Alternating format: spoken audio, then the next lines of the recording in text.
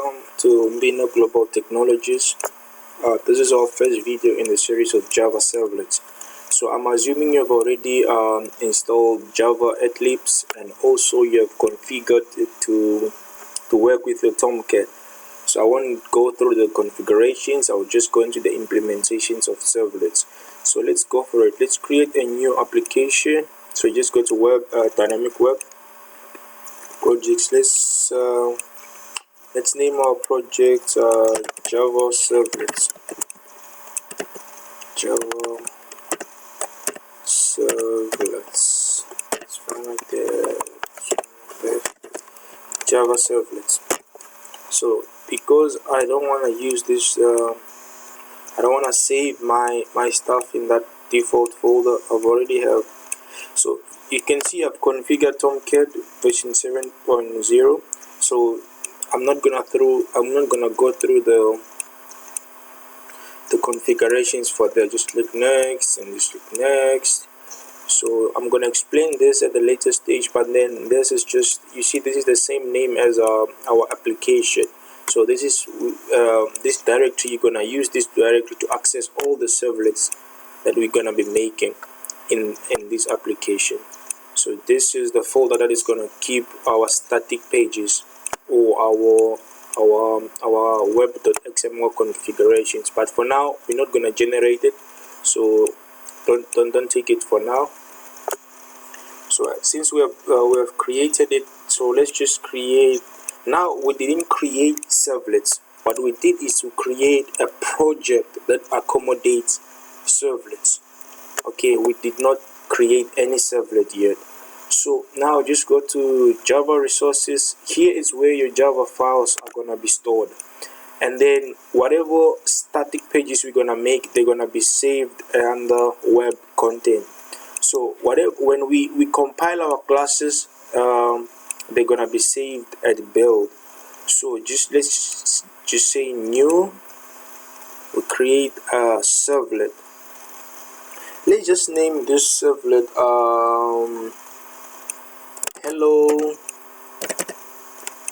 hello date. Okay, yeah, sorry, put it on class, not the package, put it in the class. Let's just call it hello date. Okay, so let's click next, and then we don't want the constructors from the super class, so just untick that one. But we need to inherit some abstract methods from our super class, which I tick post and get for now. So this is the ones that we're gonna inherit from our super class. So now it is created our servlet, and you can see we have a default default configuration where it sends it basically returns where is the servlet saved in our server. Okay, but to ease up the readability of our code, just gonna make this one here, bring this one here, and then you see another thing that I have to explain is the doGet method. If you can check precisely, the doGet method here, it's where we place our implementation. Okay, but this is not like, even though you use post, it's gonna, yes, it will do this only because by default it goes to post. Okay, it goes to post, and then post is gonna take this message and send it to doGet. Okay, so because of this, to ease up so that we don't confuse each other, let's remove this. Let's remove that, and remove this, and remove that, and remove that. So this is what we have now. We have the doGet method and the doPost method. So now let's create another method here, which is gonna implement which is gonna be executed when our servlet is called. We can call it let's say protected process request. Process request. So this is not a must that you have to call it process request, but then it makes sense when you say process request, because this is the method that processes whatever that processes the servlet. So here, since we as I said earlier on, that whatever the method you choose to use here, it's okay, it's fine. Okay, so process request as well must have this objects here. Okay, must have these two objects. So it means whenever, instead of us writing double quotes on both of these methods, then we can just say process request, and then we send our object, which is a request and the response, right? And response, and then just copy this, paste it here. So whichever the method you call or you use during the call of this servlet, whether it's get or post, it's going to implement this, because the implementation is the same, but the difference between get and post is on how data is sent. So we don't care, the implementation is the same no matter which method you use, but then the difference is how data is passed. Okay, we're gonna go in details with that later. So now, as I said, let's first just print some hello world. So you see now we have an object called response. This object is brought to us by our container, our web container. In this case, it's our Tomcat. So our Tomcat provides to us this object, and this object is the one that returns the response to the web server, and then the web server will take it back to the client. Okay, so we have and this object has got some print writers, has got method in it.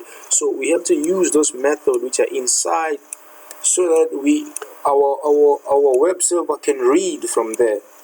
So that you give but I'll explain it in details. Just follow with me now.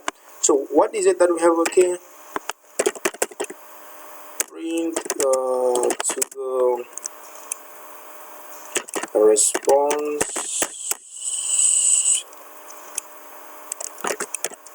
print writer.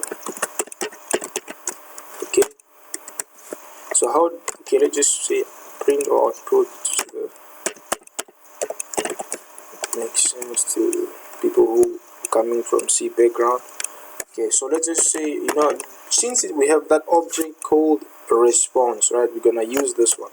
So we're gonna say, okay, response dot get writer, now get printer, get print writer. What is the method again? Get, I think it's writer. Yeah, get writer. Get writer.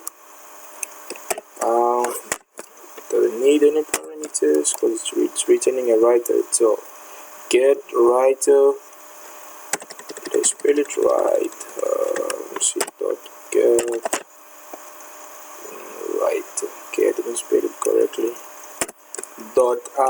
Now we want to output, just see hello world to that. So it's, you see from the methods that we have, just one character array. So as you know, a string is a character array. Okay, so we're gonna print out the string. Let's say hello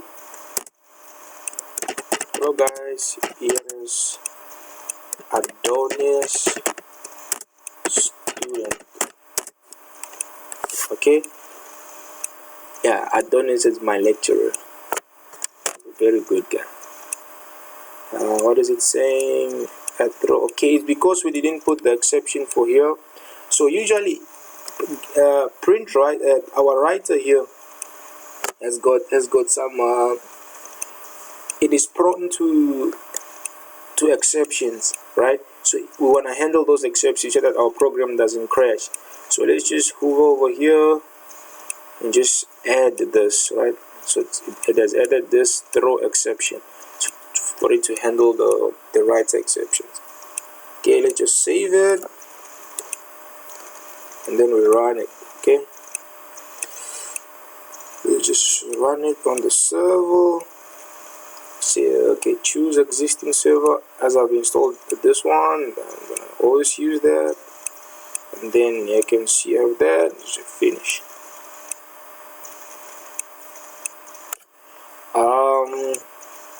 Our Tomcat is still configuring and running there. There we go. We have, guys, it is Adonis student. Okay, so it does work. Let's say now because this is too basic, let's say we want to add some functionality to this. Let's just import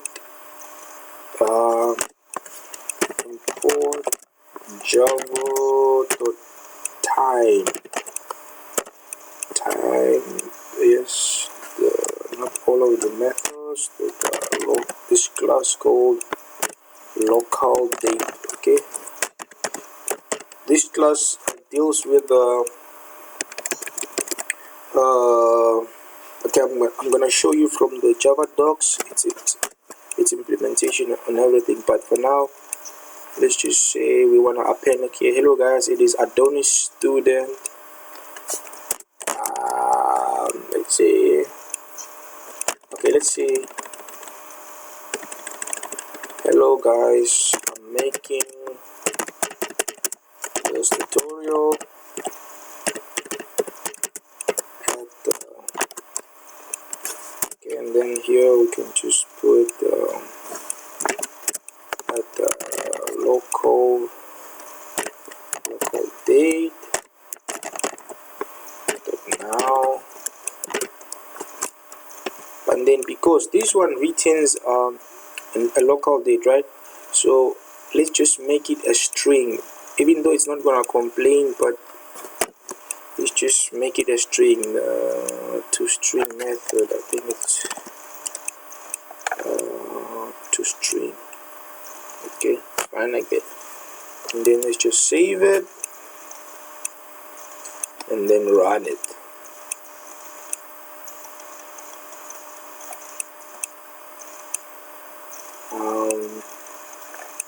It's taking time to really compile this.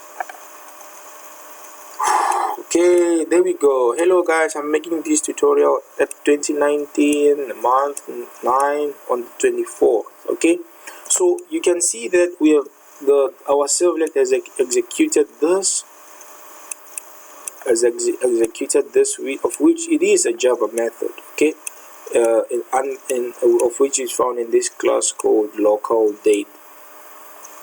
Okay, so now if you go to your docs now, you can see we have a class called local date, and then on local date you have, so the import is like this.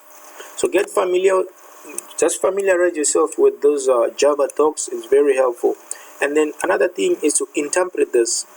I want to teach you how to interpret this, not really to teach you, but just to show you how. We already know the terminologies of Java. Okay, let's go to it. I talk a lot. Okay, so now you see we've got all methods, right?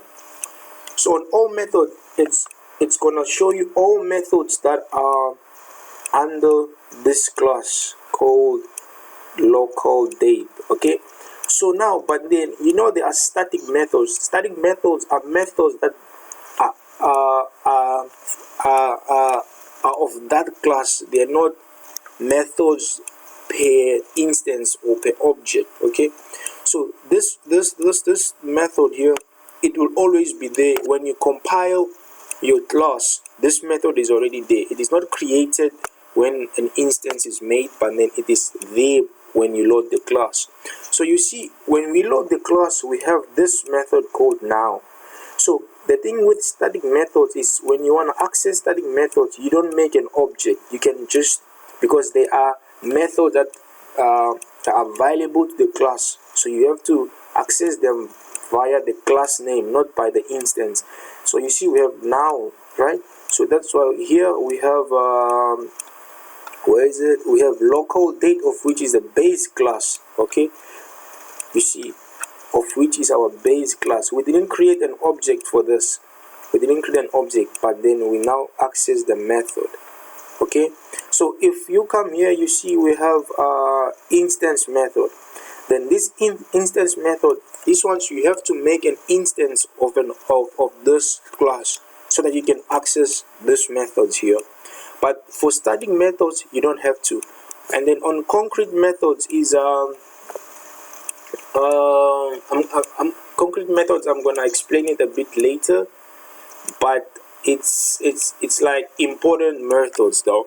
I'm gonna talk on that later. So yeah, there we go for this tutorial. Check me on the next one. I'll be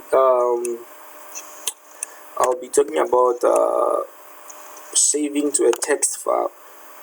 So yeah, thank you guys.